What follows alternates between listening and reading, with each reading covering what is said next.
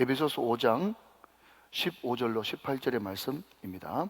제가 가진 성경 신약 315면 전후에 있습니다. 그런즉 너희가 어떻게 행할지를 자세히 주의하여 지혜 없는 자같이 하지 말고 오직 지혜 있는 자같이 하여 세월을 아끼라. 때가 악하니라. 그러므로 어리석은 자가 되지 말고 오직 주의 뜻이 무엇인가 이해하라. 술 취하지 말라. 이는 방탕한 것이니 오직 성령으로 충만함을 받으라. 아멘. 제가 설교 시간에 한두 번 정도 인용했던 것 같은데, 그리스 신화에 보면 제우스 아들로 등장하는 신이 카이로스라고 하는 신입니다. 이 신이 일명 기회의 신이라고 하는 별명을 가지고 있어요. 자, 하나 더 띄워주시면요. 네, 뭐 여러분 왼쪽을 보시든지 오른쪽을 보시든지, 여러분 제가 좀 설명을 드리면, 이 기회의 신 카이로스는요, 이 앞머리가 굉장히 무성합니다. 그리고 뒷머리는 대머리예요. 그리고 여러분 발목 쪽에 한번 보십시오. 어깨 쪽에 한번 보십시오. 뭐가 달려 있죠? 날개가 달려 있습니다. 그리고 잘 보이는지 모르겠는데 손에 들고 있는 것이 두 가지가 있는데, 하나는 저울이고 하나는 칼이에요. 저울과 칼이 달려 있습니다. 이게 무슨 뜻인가 하면, 이 기회, 찬스라고 하는 것은요, 올 때 잡아야 된다는 거예요. 올 때 잡아야지, 안 그러면 지나가고 나면 뒷머리가 뭐라고요? 대머리이기 때문에 잡지 못한다라는 것이고요. 또 어깨 축지와 발목에 이 날개가 달린 것은, 기회 찬스라는 것은 왔다가 하는 순간에 훅 지나가 버리기 때문에 왔을 때 잡아야 된다, 그것을 의미하고요. 그럼 어떻게 잡을 거냐 했을 때, 손에 저울을 가지고 있지 않습니까? 저울은 정확한 타이밍에, 칼은 칼같이 찬스를 잡아야 그것이 잡히는 것이지, 그냥 흐리멍텅하게 있어가지고는 길을 잡을 수 없다라는 그런 의미를 담고 있다고 합니다. 저는 이번 주와 다음 주 방학 시리즈 내지는 휴가 기간 특별 특집 시리즈로, 오늘은 크리스찬의 시간 관리에 대해서 말씀을 드리고, 다음 주에는 안식 내지는 안식일에 대해서 제가 말씀을 시리즈로 전하려고 합니다. 오늘 말씀의 핵심되는 구절은 16절 말씀인데, 여러분 16절 말씀을 같이 한번 보시면, 자, 세월을 아끼라. 때가 악하니라 그랬습니다. 자, 여러분 제 성경에는 세월을 아끼라 라고 해놓고 앞에 이라고 하는 조그마한 번호가 붙어 있어요. 그게 뭔가 하면 1이든 2든 3이든 그게 번호 붙어 있으면 쭉 아래쪽에 내려가면 거기에 각주가 있으니까 거기를 한번 꼭 읽고 넘어가라, 이런 뜻이거든요. 여러분 제 성경에는 오른쪽 하단에 이 하고 나서 헬, 그게 뭔가 하면 헬라어 원문으로 이런 뜻이거든요. 헬이라고 되어 있고 뭐라고 되어 있어요? 네, 기회를 사라. 이 세월을 아끼라라고 하는 이 말의 헬라어 원뜻이 기회를 사라라고 하는 그런 뜻을 가지고 있다는 거예요. 여러분 제가 영어 성경에 찾아보니까 영어 성경에도 어떻게 번역되어 있는가 하면, 주어진 기회를 최대한 활용해라, 이렇게 되어 있고요. 어떤 번역 성경에는 주어진 순간순간을 극대화하라, 이렇게 번역되어 있고, 여러분 이것을 제 말로 의역을 한다면은, 우리에게 주어진 시간을 주님 뜻대로 주님 기뻐하시는 곳에 아름답게 사용하라, 이것이 세월을 아끼라 라고 하는 말의 진의가 되는 것입니다. 자, 여러분 또 하나, 세월을 아끼라 그래 놓고 그 다음에 뭐라고 그랬어요? 때가 악하다, 그렇게 이야기를 하고 있어요. 그런데 여러분, 우리는 흔히 이야기할 때 시간이 너무 아깝다, 시간이 정말 없다, 따라서 시간을 선용하자 내지는 시간을 절약하자, 이렇게 이야기를 많이 들어봤어도 시간이 악하다, 이런 이야기 들어보셨어요? 굉장히 생소한 단어죠, 그죠? 시간이 악하대요. 때가 악하답니다. 여러분 이게 무슨 말인가 하면요, 여러분 창세기 1장 1절 말씀 앞을 보시면서 다 알겠지만 한 번 더 읽어보죠. 시작. 태초에 하나님이 천지를 창조하셨어요. 여러분 태초에 하나님이 천지를 창조하셨습니다. 아멘.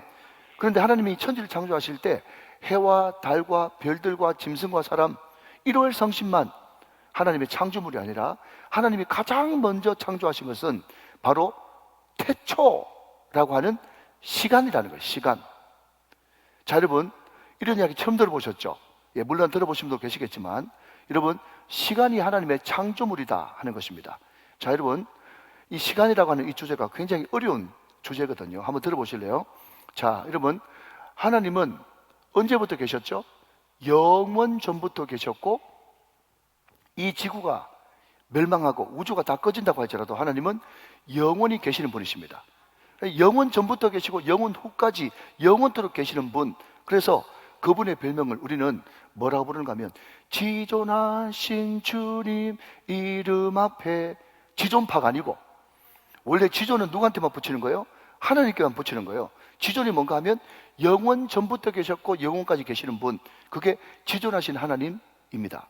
그런데 그 지존하신 영원 세계에 계셨던 그 하나님이 어느 순간 바로 여기 하면서 콕 집어가지고 영원 시간 가운데 한 시간을 콕 집어가지고 여기를 태초라고 해 라면서 창조해 주신 그것이 바로 시간 태초라고 하는 하나님의 피조물이라는 거예요. 여러분, 그렇기 때문에 하나님은 태초라고 하는 시간이라는 것을 우리에게 만들어서 가장 귀한 선물로 우리에게 주셨습니다. 사랑하는 여러분, 아멘 하시기 바랍니다. 사랑하는 여러분, 오늘 주일 이 하루가 하나님의 선물인 것을 믿습니까? 여러분, 오늘 이 하루뿐만 아니라 월요일부터 주일까지, 주일부터 토요일까지 모든 날들이 다 하나님의 선물인 줄로 여러분 믿으십니까? 여러분, 이것이 왜 선물인가 하면요, 여러분 이런 이야기 들어보셨잖아요. 자, 저를 주목. 제가 말씀드립니다.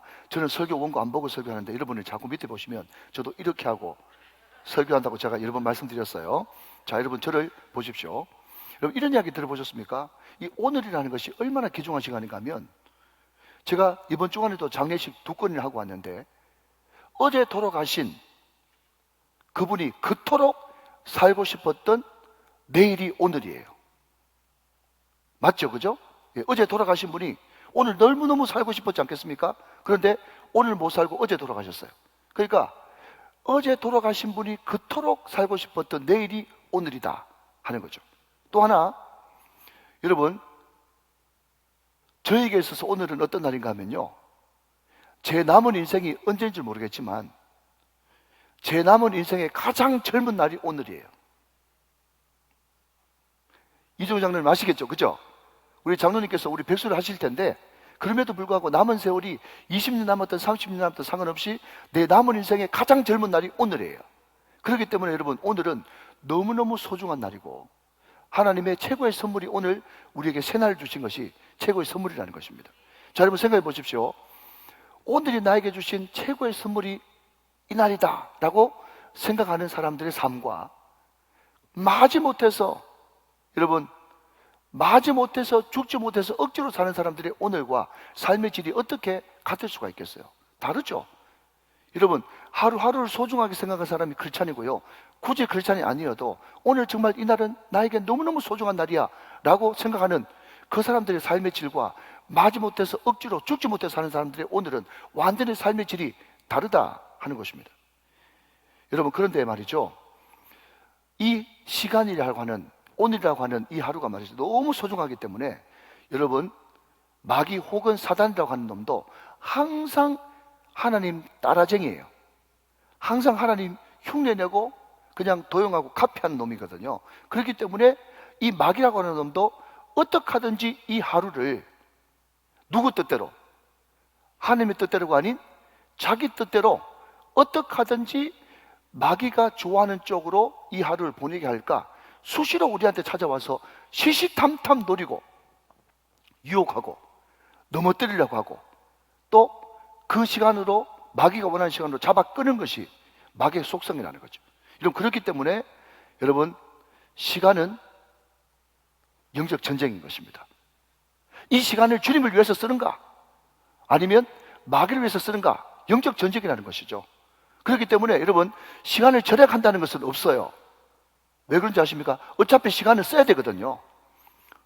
그렇기 때문에 이 시간을 우리가 하나님을 위해서 쓰느냐, 마귀에게 쏟아붓느냐, 이 차이일 뿐이지 시간은 어차피 사용해야 되는 것이다. 그래서 1시간을 사용하든 30분을 사용하든 우리가 은 같은 시간을 금같이 사용해야 된다는 거죠. 갑자기 한 말인데도 듣기도 좋아요. 여러분, 똑같은 시간을 금같이 사용하시기를 주님의 이름으로 축원합니다. 자, 그러면 여러분의 이해를 돕기 위해서 여러분, 이 시간을 잘 활용했던 어떤 사람과 이 시간을 활용하지 못했던 사람의 예를 하나 들어주면서 확인하게 비교를 한번 시켜드리겠습니다. 비교를 시키면 여러분 금방 개념이 확 들어오거든요. 여러분, 기회라고 하는 이 카이로스라고 하는 이 시간은 말이죠, 그냥 조용히 찾아옵니다. 그렇기 때문에 많은 사람들이 놓쳐버리죠. 그러니까 잡아야 될 때 못 잡고 하는 순간에 지나가 버린다 하는 거죠. 그런데 여러분, 이 다윗이라고 하는 하나님 마음에 합한 이 사람이 하루는 양을 치고 있었는데 그때 곰이 나타났어요. 여러분, 이거 동화책 이야기 아닙니다. 성경 이야기입니다. 자, 다윗이 양을 치고 있는데 그때 곰이 나타났어요. 자, 곰이 나타났다 그러면 당연히 두 가지 선택을 할 수 있겠죠. 하나는 뭡니까? 맞짱을 뜨든지 아니면 날 살려라 하면서 도망가든지. 그런데 다윗은 하나님의 함께 하심을 믿고 하나님께서 지켜주실 줄로 믿고 아멘 할 때까지 승리하게 하실 줄로 믿고 도와주실 줄로 믿고, 여러분, 곰과 맞짱 뜨는 선택을 하게 됩니다. 그것이 다윗에게 기회가 된 거죠. 무슨 기회요? 그 나이에 어떻게 여러분 곰과 맞짱 떠서 이길 수 있는 그런 찬스를 잡을 수가 있겠어요? 그러니까 여러분, 이 기회라는 것은 그냥 훅 지나간다니까요. 평범한 가운데 그냥 지나가 버려요. 근데 그것을 늘 주님과 동행하고 있는 사람들은 이것이 하나님께서 주신 찬스, 기회라는 것을 알고 그것을 기회를 확 잡는 것이고, 그냥 멍청하게 있는 사람은 그냥 지나가 버리는 거예요. 그런데 여러분 보십시오.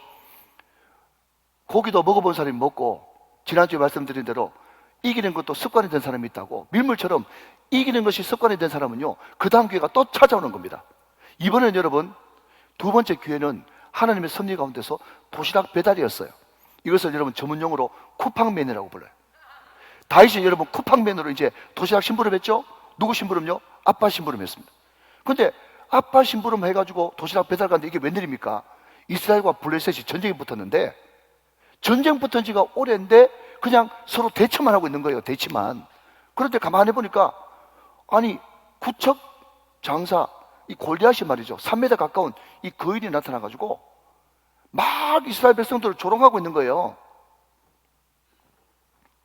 모든 사람들은 그 조롱하는 소리를 듣고도 벌벌 떨고 있는 거예요.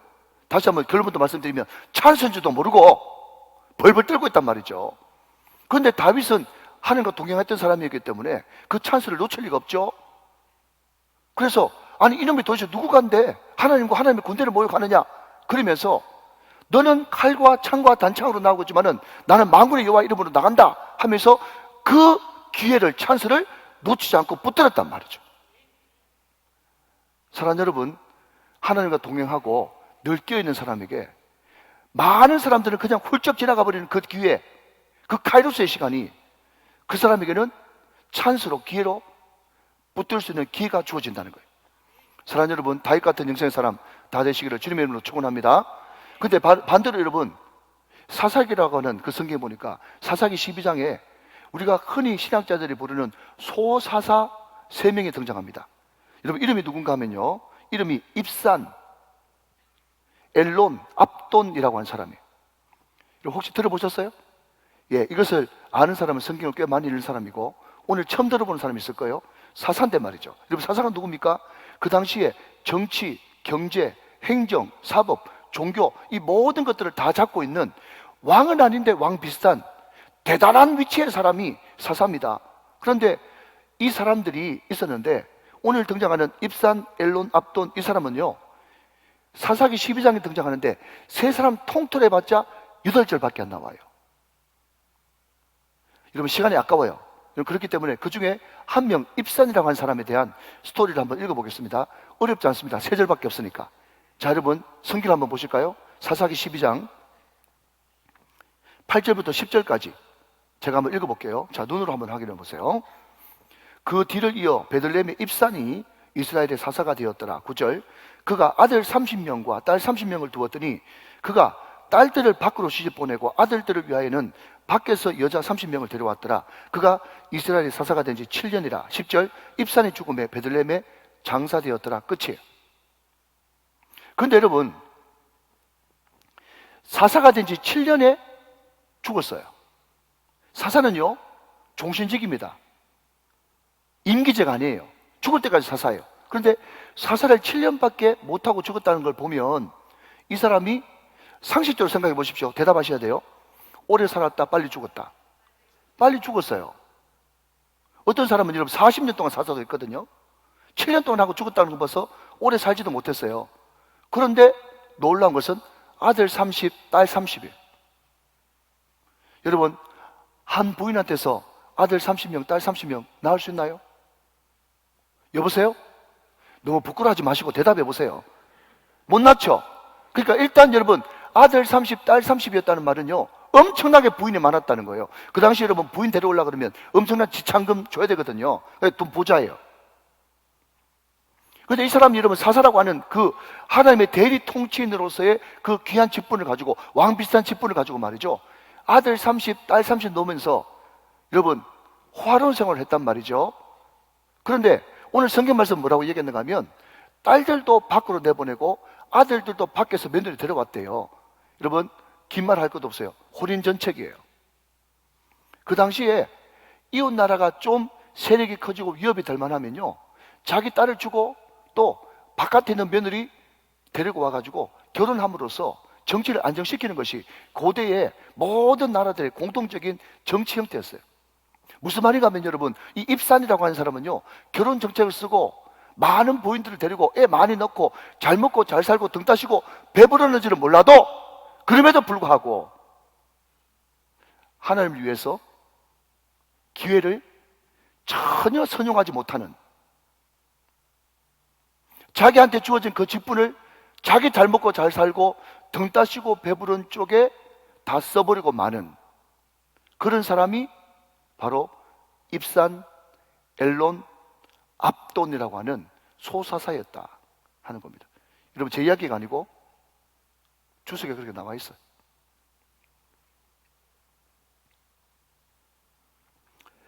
여러분 제가 이번 주에 장례식 2건 갔다 왔어요. 참 감사한 것은요, 귀한 부모님들이 다 스토리가 있어가지고 제가 설교하는데 얼마나 유익했는지 몰라요.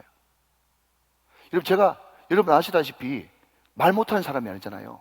그런데 제가 여러분 전사 때부터 부목사 때부터 지금까지 장례식을 얼마나 많이 갔겠습니까? 아마 여러분 수백 건 넘을 거요. 큰교회 부목사 하면서. 그런데 이렇게 말을 잘하는 제가 어떤 장례식에 가면 할 말이 없어가지고 버벅대요. 근데 어떤 장례식에 가면 말이죠, 연세가 90 넘어서 돌아가시는데 장로님이신데 자기가 이제 하나님의 부름을 받을 것을 알고 자기 일가 친척들 다 불러가지고 한 사람 한 사람한테 축복 다 하고 기도해주고 그런 놀라운 스토리가 있어. 그런 장례식에 가면 저는요, 여러분 담임 목사가 이렇게 좀 이렇게 열정이 넘치잖아요. 저희 집에 그런 양복 없습니다. 그런데 제 마음 같아서는요, 그런 장로님의 천국 환송 예배는 하얀 백양복을 입고 빼꾸들을 신고 빨간 넥타이를 메고 장례식 인도하고 싶어. 정말 여러분 그게 여러분 슬픈 일입니까? 정말 축하할 일인데. 아멘이십니까 여러분? 사랑하는 여러분, 제가 말씀드리고 싶은 것은 뭔가 하면 오늘 여러분들이 여러분 담임 목사를 위해서라도 정말 스토리를 좀 만들어주세요. 제가 우리 장로님, 권사님, 우리 집사님 장례식에 가가지고 정말 눈물 흘리면서 할 이야기가 많은 그런 스토리가 있어야 된단 말이죠. 그런데 방금 언급했던 이 소사사들은 할 말이 하나도 없어. 할 말이 없다고. 등 따시고 배부르게 잘 먹고 잘 살다가 지옥 가셨습니다. 그렇게 이야기할 거예요. 뭐 할 거예요? 여러분 그렇다면 좀 더 구체적으로 우리 생명과도 같은 이 시간, 왜 여러분 시간이 생명이죠? 순간순간이 모여가지고 하루가 되잖아요. 하루하루가 모여가지고 한 달이 되지 않습니까? 한 달, 두 달이 모여가지고 일상이 되고 일생이 되어지는 거예요. 그러니까 여러분 여기에 나오는 세월은요, 카이로스라고 하는 단수인데 왜 세월이라고 하는 복수형으로 썼는가 하면 순간순간이 모여가지고 세월이 되고 일생이 되기 때문에 이 카이로스라고 하는 시간을 우리가 중요하게 생각해야 된단 말이죠. 그러면 이 생명과도 같은 이 시간을 어떻게 활용하는 것이 성경적이고 크리스찬들이 해야 될 행동인가? 라고 했었을 때 가장 시간 사역에 모범 되시는 분이 바로 예수님이에요. 왜냐하면 예수님은 시간의 창조자시거든요. 아멘. 여러분, 그분은 시간의 창조자 하나님이실 뿐만 아니라 그분은 33년이라고 하는 짧은 인생을 사셨는데 십자가에 못 박혀 돌아가실 때 맨 마지막에 뭐라고 고백하셨어요? 다 이루었다 그랬어요. 테텔레스타이, 다 이루었다. 이 말이 무슨 말인가 하면 더 이상 화가가 더 이상 붓을 오히려 망칠 정도로 완벽하게 딱 끝냈다는 거예요. 끝냈다는 거예요. 원고 끝냈다는 거예요. 그게 테텔레스타이라고 하는 단어의 의미거든요. 여러분, 우리가 상식적으로 생각할 때 33살까지 살고 돌아가시면 후회도 많겠죠? 아쉬움도 많겠죠? 좀 더 하고 싶은 일도 많았겠죠? 그런데 우리 예수님은 전혀 그런 말씀 안 하시고 난 다 이루었다 그랬어요. 완벽하게 이루었다. 그러니까 우리 예수님의 삶을 한마디로 이야기하자면 시간 관리를 철저하게 하셔가지고 정말 밀도 높은 촘촘한 100%의 인생을 사셨기 때문에 그분의 인생에는 후회함이 없었던 거예요. 자, 그렇다면 우리 예수님이 어떤 삶을 사셨길래 그분은 후회 없는 인생을 사셨는가? 자, 여러분, 먼저 첫 번째는요, 우리 예수님의 시간 관리는요, 항상 코어 미션, 핵심 사명에 집중하셨다는 거예요. 그 핵심 사명이 뭐죠? 십자가와 부활이에요. 여러분, 우리 예수님께서 이 땅에 계실 때 많은 병자들을 고치셨습니다. 수많은 설교를 하셨어요. 많은 말씀을 가르치셨습니다. 그것이 티칭, 프리칭, 힐링이죠. 예수님의 3대 사역이죠. 왜 그 사역을 하셨는가 하면요, 우리 예수님은 자기가 오신 목적을 이렇게 이야기하고 있습니다. 인자가 온 것은 섬김을 받으려 함이 아니라 오히려 섬기려 하고 자기 목숨을 많은 사람들에게 대속 제물로 주시기 위해서 내가 이 땅에 왔다 그랬어요. 나는 의인을 부르러 온 것이 아니라 죄인을 부르러 왔으며 나는 잃어버린 자를 찾아 구원하러 왔다. 그리고 내가 온 것은 우리로 하여금 생명을 얻게 하고 더 풍성히 얻게 하려고 내가 이 땅에 왔다는 거예요. 믿으시면 아멘. 여러분, 그것은 무엇입니까? 내가 십자가의 죽음으로써 우리에게 생명, 영원한 생명, 영생을 허락하고 그분이 부활하심으로 부활하신 주님이 우리 가운데 오심으로 말미암아서 그 부활하신 주님과 동행함으로써 우리 가운데 풍성함이 넘치는 양으로 생명을 얻게 하고 더 풍성히 얻게 하기 위해서 그분이 오셨다는 거예요. 여러분, 그 사역을 하기 위해서 우리 주님이 많이도 설교하시고 많이도 가르치시고 많이도 병을 고치고 귀신도 내어주셨지만 그럼에도 불구하고 우리 주님은 거기에 목숨 걸지 않았습니다. 여러분, 생각해 보십시오. 우리 주님이 설교 많이 하셨지만 설교 안 들은 사람이 더 많죠. 우리 주님이 많이 가르치셨지만 가르침 받지 못한 사람이 더 많죠. 우리 주님이 많이 병 고치시고 많은 귀신을 쫓아내셨지만 병 고침과 귀신 쫓아냄을 당한 사람이 안 당한 사람이 훨씬 더 많아요. 그렇지만 그럼에도 불구하고 하나님은 그 좋은 일이 있음에도 불구하고 그것마저도 하나님께 깊이 기도하고 교제하는 가운데 하나님께서 하라 그러면 하고 하지 말라 그러면 아무리 주위에 많은 사람들이 예수님께 요청을 해도 다른 가까운 마을들로 가서 그 다음 사역에 집중하신 예수님의 모습을 보게 된다는 것입니다. 우리 예수님께서 밀도 100%, 촘촘한 100%의 삶을 살 수 있었던 유일한 비결은 하나님과의 깊은 교제, 하나님과의 깊은 관계, 그것을 최우선으로 삼고 주님께서 자기에게 맡기신 핵심 코어 미션, 핵심 사역, 십자가와 부활이라고 하는 그 미션을 수행하는데 온 일생을 집중했기 때문에 33살을 살고도 모든 것을 다 이루었다고 말씀할 수 있었다 하는 것입니다. 여러분, 우리가 잘 알다시피 다니엘이라고 하는 사람이 있죠. 그 사람이 고대 가장 큰 제국이었던 바벨론과 페르시아에 연이어서 국무총리를 3번이나 한 사람이에요. 지금으로 말하자면 말이죠, 미국의 부통령이나 국무장관 정도 되는 엄청난 바쁜 사람이에요. 그때 잘 알다시피 그 다니엘은 하루 3번 시간을 정해놓고 기도했어요. 그 기도 시간이 만약에 1시간 정도 된다 그러면 하루에 3시간씩 다니엘을 기도한 거예요. 다니엘 여러분, 할 일이 없어서 기도했습니까? 아닙니다. 중요한 것은 다니엘의 3번 기도, 그것이 다른 사람의 역량보다 300배 넘는, 아멘, 300배 넘는 능력과 효율을 발휘한다는 것을 다니엘은 확실히 했기 때문에 다니엘은 그 기도 시간을 포기하지 않았던 것입니다. 여러분, 19세기 초에 영국에 윌리엄 위버퍼스라고 하는 사람이 있어요. 사진 한번 보시면, 여러분, 이 사람은요, 영국의 그 당시 국회의원 3분의 1을 전도하고, 그리고 뿌리 깊었던 영국의 노예 제도를 폐지했던 정말 하나님의 위대한 크리스찬 정치가였습니다. 근데 여러분, 윌리엄 위버퍼스의 전기집을 읽어보면 이 사람이 하루에 가장 중요한 시간인 아침에 2시간을 말씀과 기도, 묵상하는 시간으로 보냈다는 거예요. 사랑하는 여러분, 윌리엄 위버퍼스의 이 2시간이 그 당시 타락했던 영국을 완전히 새롭게 뒤바꿔 놓을 수 있는 핵심 가치였다는 것을 이 사람이 알았기 때문에 그 귀중한 2시간을 여기에 집중 투자한 것입니다.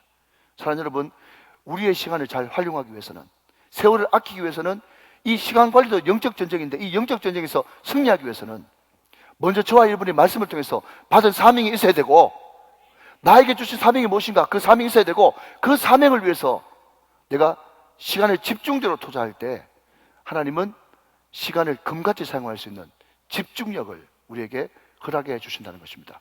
이 은혜가 있으시기를 주님의 이름으로 축원합니다. 둘째로, 우리 예수님은요, 예수님 곁에 있는 제자들에게 많은 시간을 할애하셨습니다. 그 중에서도 베드로, 요한, 야고보 같은 이너스컬이라고 그러죠. 핵심 측근들에게 많은 시간을 할애하셨어요. 여러분, 마태, 마가, 누가, 요한 사복음서를 쭉 한번 읽어보시면 거기에 예수님의 초기 사역과 후반기 사역이 나눠지는데, 초반기 사역에는 그 대표적인 것이 오병이어 사건이죠. 그게 보면 많은 군중들, 남자들만 5,000명이니까 여자들 아이들까지 하면 최소한 15,000명, 2,000명 되는 그 사람들 앉혀놓고 대중사역, 무리사역을 하셨습니다. 그런데 마태복음 16장 16절 말씀에 주는 그리스도시요 살아계신 하나님의 아들이십니다 라고 하는 가이사라 빌립보 그 지역의 그 고백이신 이후부터 우리 예수님께서는 수제자 그룹부터 시작해가지고 제자들에게 집중해서 말씀을 전하시고 제자 훈련시킨 것을 보게 된다는 거죠. 전반기 사역은 대중사역, 후반기 사역은 제자 훈련 집중 사역을 우리 주님이 하셨다 하는 것입니다. 여러분, 오해는 하지 마시고 한번 들어보십시오. 여러분, 시간 관리의 핵심은요, 시간 관리의 핵심은 내 핵심 척근을 걸러내는 작업입니다.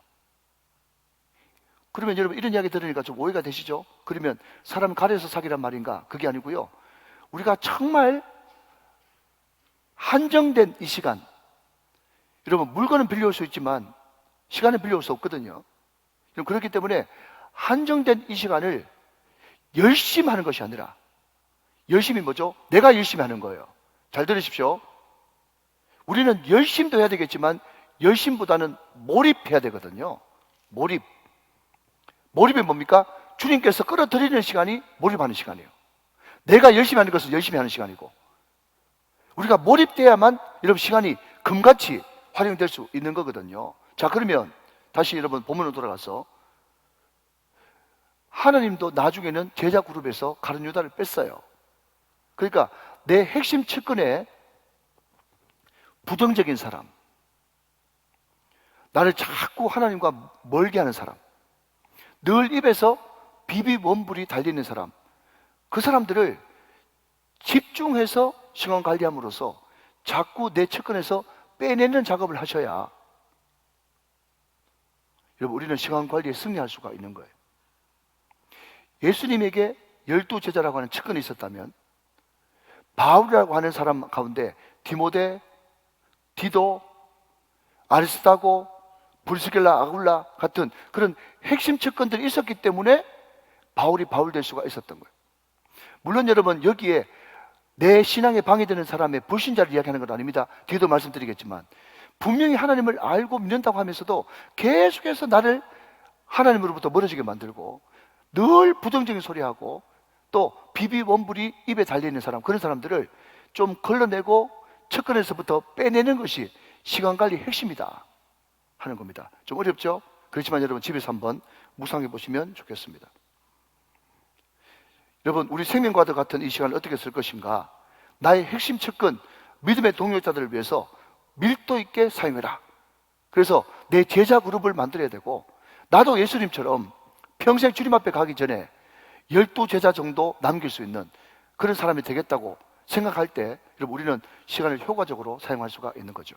자, 세 번째입니다. 마지막으로, 예수님이 시간 관리를 어떻게 하셨는가 하면, 그럼에도 불구하고 하나님은 연약하고 영적으로 방황하는 그 사람들을 위해서 기꺼이 거룩한 시간 낭비를 하셨습니다.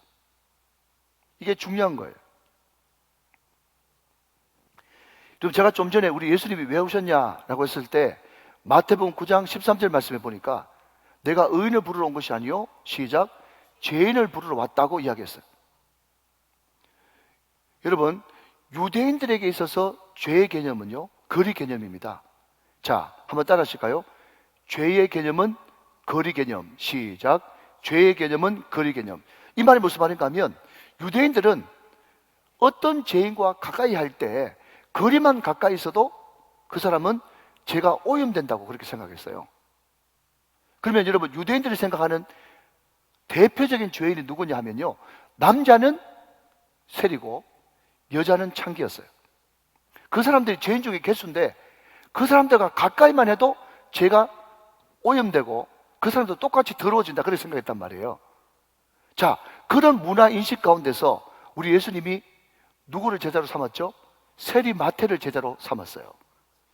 그 당시는 파격 중에 파격이에요. 깜짝 놀랄 만한 일이에요. 또 어느 집에 가서 하루 주무셨습니까? 누가복음 19장에 보니까 삭개오 집에 가서 오늘 내 집에 유하해야 되겠다 하면서 삭개오 집에서 잤어요. 깜짝 놀랄 만한 일이에요. 7 귀신 들렸다가 여러분 쫓겨난 막달라 마리아, 예수님 가까이 하셨습니다. 깜짝 놀랄 만한 일입니다. 그러니까 우리 예수님께서 그 당시 유대 문화로는 도무지 납득하지 못하는, 용납하지 못하는 그런 파격적인 행동을 하셨기 때문에 소위 말하는 기득권을 가지고 있는 사람한테 찍혔고, 그것이 곧 십자가로 이어지는 불행을 당하고 말았다. 인간적으로 생각하면 그렇다는 거죠. 여러분, 그러나 그럼에도 불구하고 우리 주님은 나는 누구를 부르러 온 것이 아니라, 의인을 부르러 온 것이 아니라 난 죄인을 부르러 왔다. 여러분, 제가 제자 훈련할 때마다 늘 묻는 질문이 있어요. 무슨 질문인가 하면, 집사님, 권사님, 장로님이 직장에서, 일터에서, 사업장에서, 사회에서 주로 어떤 친구들과 교제권을 가지고 있습니까? 이렇게 물으면요, 거의 90% 이상 뭐라고 대답하는가 하면, 나하고 마음이 잘 맞는 사람이요, 내지는 나하고 코드가 잘 맞는 사람이요, 그렇게 대답을 합니다. 여러분도 그러십니까? 네, 그러실 거예요. 인지상정이죠. 나하고 마음 잘 맞는 사람이 친구가 되지 않겠습니까? 근데 여러분, 우리가 인지상정으로 살면 안 되거든요. 여러분, 제 이름이 예동열인데, 제 이름 예동열 전에 우리는 그 앞에 크리스찬, 예수 믿는 예수쟁이 예동열이 먼저 붙어 있는 것입니다. 크리스찬이 누굽니까? 크리스찬은요, 주님, 그리스도를 추종하는 사람이에요. 그리고 예수 비슷하게 사는 사람이 크리스찬입니다. 그렇기 때문에 우리 이름이, 예동열이라고 하는 이름이 정체성이 되면 안 되고, 크리스찬이라고 하는 우리의 주 정체성이 있단 말이죠. 우리는 예수님을 따르는 사람입니다. 아멘. 우리는 예수님을 추종하는 사람이에요. 여러분, 다시 돌아와서 우리 예수님이 이 땅에 계실 때 어떤 사람하고 어울리셨다고요? 나는 스스로 떳떳하다, 의롭다고 하는 의인과 가까이 한 것이 아니라, 나는 죄인입니다 라고 하는 죄인과 가까이 한 예수님이었다면, 우리도 예수님을 추종하는 사람으로서, 예수님을 따르는 사람으로서, 예수님과 비슷하게 행동하면서 살아야 되는 사람으로서, 당연히 우리는 자꾸 우리 코드에 맞는, 우리 마음에 맞는 사람들과만 어울리지 않고, 누구하고? 소외되고 연약하고 또 영적으로 힘들어하는 그 사람들에게 찾아가서 우리가 그들의 친구가 되어줘야만 우리는 크리스찬이라고 하는 정체성에 부합한 그런 인생을 살아갈 수가 있는 것입니다. 여러분, 죄송합니다만은, 여러분, 그렇기 때문에 제가 이 바쁜 와중에서도 이 가까운 학교에 가서 제가 학교 운영위원회에 제가 10몇 년째 지금 동참하고 있습니다. 왜? 그 사람에게도 주님의 사랑이 필요하고 그 사람에게도 복음이 필요하기 때문에. 사랑하는 여러분, 통장하십시오. 반장도 하십시오. 그래야 예수 안 믿는 사람들 만날 수 있는 기회가 있습니다. 제가 여러분 학교 운영위원회에 들어가게 된 계기가, 제가 지난번에도 한번 나눴는 것 같지만은, 제가 한 번은 가만히 보니까 한 달 꼬박 교회 안에 있으니까 내가 한 달 내내 불신자하고 만난 사람은 주유소 직원밖에 없더라고. 기름도로 가가지고 주유소 직원 많은 사람, 그 사람밖에 불신자가 없어. 싹 다 믿는 사람하고 다 만나는 거예요. 여러분, 불신자 친구들 있습니까? 그 사람들 없으면 전도 못 하잖아요. 그렇기 때문에 우리 마음에만 맞는 사람하고 사귀지 말고 그런 사람들하고도 만나고 접촉을 해야 된다는 거예요. 자, 이제 여러분 말씀 맺겠습니다. 여러분 잘 한번 들어보세요. 제가 어느 목사님이 쓴 칼럼에 보니까 말이죠, 여러분 순간이라고 하는 것이 영어 단어가 모멘트인데 말이죠. 근데 이 순간, 자 오늘 지금 우리가 시간에 대해서 이야기하고 있잖아요, 그죠? 순간 모멘트가 어디에 의거를 두고 있는가 하면, 여러분 핵물리학자들이 원자가 영어로 뭐죠? 아톰이죠, 아톰. 예, 아톰하고 순간 모먼트하고 의거리 같다는 거예요. 예, 그것을 어떤 목사님이 인용을 하면서 뭐라고 이야기하시는가 하면,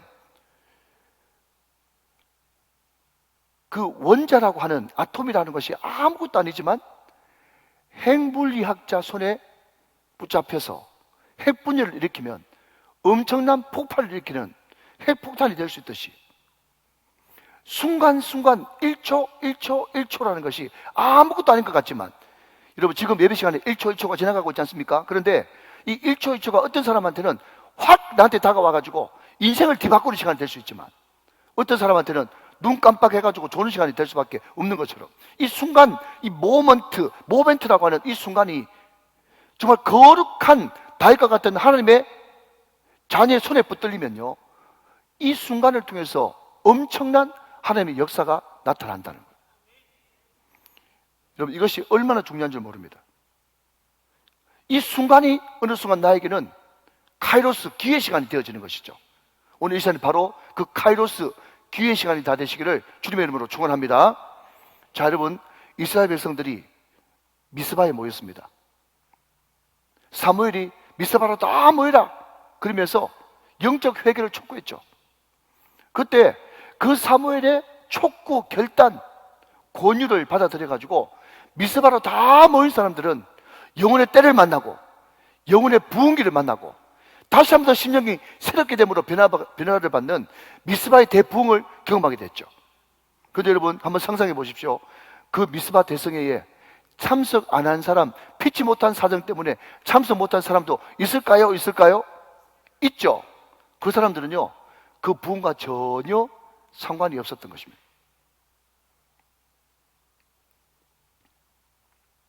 네, 목사님 맞습니다. 항상 기회는 소리 소문 없이 평범하게 왔다가 확 지나가 버리는데, 그러면 그 기회를 어떻게 잡을 수 있을까요? 라고 물으신다면, 자, 여러분 이제 허리를 고추 세우고 정리합니다. 먼저 세 가지가 기본으로 전제돼야 되겠죠. 첫 번째가 뭐라고요? 핵심 사명, 코어 미션에 우리 예수님처럼 집중해야 되는 거죠. 네 사명이 뭐냐? 자, 여러분 저는 목사입니다. 이를 돕겠어. 자, 1분만 쓸게요. 저는 목사입니다. 목사에게 있어서 가장 핵심 미션은요, 목회하는 거예요. 여러분 제가 사회 활동하고 여러분 구제 활동하는 거, 그것도 물론 필요하면 해야 되겠지만 그것이 핵심 사역이 아니에요. 저는 목회가 핵심 사역이에요. 그렇기 때문에 목회에 시간을 집중해야 되는 거예요. 그렇기 때문에 여러분 담임 목사가 목회에 집중하고 있습니다. 아멘 좀 해주시기 바랍니다. 이 연사 외칠 때 아멘 좀 해주시기 바랍니다. 여러분 핵심 사역에 시간을 집중해야 되는 거예요. 자, 두 번째는 뭐죠? 우리 예수님이 누구한테 집중하셨다고요? 자기의 이너서클, 핵심 척근들, 제자 만드는 데에 집중하셨단 말이죠. 시간을 거기 쓰셨단 말이죠. 세 번째는요, 그럼에도 불구하고 연약한 자, 또 안타까운 자, 외로운 자, 소외된 자, 그 사람들을 외면치 않고 죄인을 전도하는 데에, 영혼 구원하는 데 거기에 많은 시간을 여러분 아낌없이 거룩한 낭비로 그게 시간을 집중하셨어요. 이것이 전제된 상태에서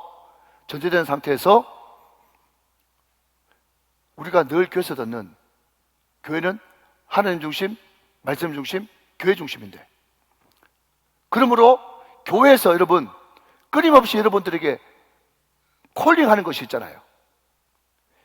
요구하는 것이 있지 않습니까? 이 강단에서 촉구하는 것이 있지 않습니까? 뭐죠? 여러분 정결소리에 나오십시오. 40일 특세합니다. 화요일 목요일마다 출애굽기 가지고 40번 설교할 것입니다. 10월 달에 꿈막살 있습니다. 11월 달에 우만축 있습니다. 내가 이 성경책 읽고 이 말씀 읽고 이 책 읽고 엄청난 은혜를 받았습니다. 이 책 꼭 한번 읽어보십시오 하면서 파워포인트를 친절하게도 팍팍 띄워두지 않습니까? 그때 콜할 때 그 요청에 여러분들이 기꺼이 동참하고 힘을 합치고 거기에 여러분 마음과 생각과 시간을 투자하게 되면 반드시 교회를 통해서 역사하시는 성령께서 이 교회를 통해서 그 기회를 잡을 수 있는 찬스를 여러분에게 허락하실 것입니다. 어렵지 않습니다, 여러분. 하나님께서 교회가 아무것도 아닌 것 같지만 교회를 통해서 이 강단을 통해서 선포되어지는, 여러분 이야기만 할까요? 누구든지 지혜가 부족하거든 후히 주시고 꼬집지 않으시는데 하나님께 구하라 그러면 주시리라 말씀하셨죠? 야고보 사도가 말이죠. 그런데 여러분 이것을 사업하는 사람한테 바꿔서 이야기한다면 저는 이렇게 바꾸고 싶어요. 누구든지 아이디어가 부족하거든 아이디어 하나 잘 내면 완전히 사업이 뒤집어지지 않습니까? 첫 번째 낸 사람하고 두 번째 낸 사람하고 이게 수억 차이 날지 수조 차이 날지 아무도 모르지 않습니까? 아이디어 영감이 있어야 되거든요. 그러면 그 영감을 언제 받느냐? 선포되어지는 하나님의 말씀, 이 예배 시간을 통해서 계속해서 나의 모든 부정적인 것들은 떠내려가고 내 영이 계속해서 깨끗해짐으로 말미암아서 어느 순간 영감이 번뜩 떠오르는데 그것이 바로 기회고 그것이 바로 카이로스 찬스가 되어지는 것입니다. 여러분 이 시간은요 보통 시간이 넘는 거예요. 이 시간을 통해서 기회를 잡으셔야 되는 겁니다. 결단코 이 메시지를 한 말씀도 놓치지 말고 나의 말씀을 받으십시오. 기록된 하나님의 말씀, 선포되어진 하나님의 말씀, 이것을 통해서 하나님의 카이로스가 여러분 가운데 임하면 여러분들은 완전히 새롭게 되어지는 놀라운 역사가 일어날 것입니다. 자, 이제 PPT 2장 보고 말씀을 마치도록 하겠습니다. 오늘 말씀의 요약입니다. 자, 좀 길지만은 여러분 첫 번째 하면 여러분이 한번 읽어주시기 바랍니다. 1. 시작. 자기에게 주어진 핵심 사명 십자가와 부활에 초점을 맞추고 사셨습니다. 이를 위해 늘 하나님과 교제하는 것이 최우선순위가 되셨습니다. 두 번째, 자기 핵심 측근 제자들에게 많은 시간을 할애하셨습니다. 세 번째, 연약한 자, 영적으로 방한 자들을 위해서 시간을 주셨습니다. 자, 이 전제하에서 그 다음 슬라이드 시작. 하나님 중심, 말씀 중심, 교회 중심으로 교회에서 요청, 추천하는 일에 적극적으로 동참할 때 시작. 기회는 찾아오고 잡을 수 있습니다.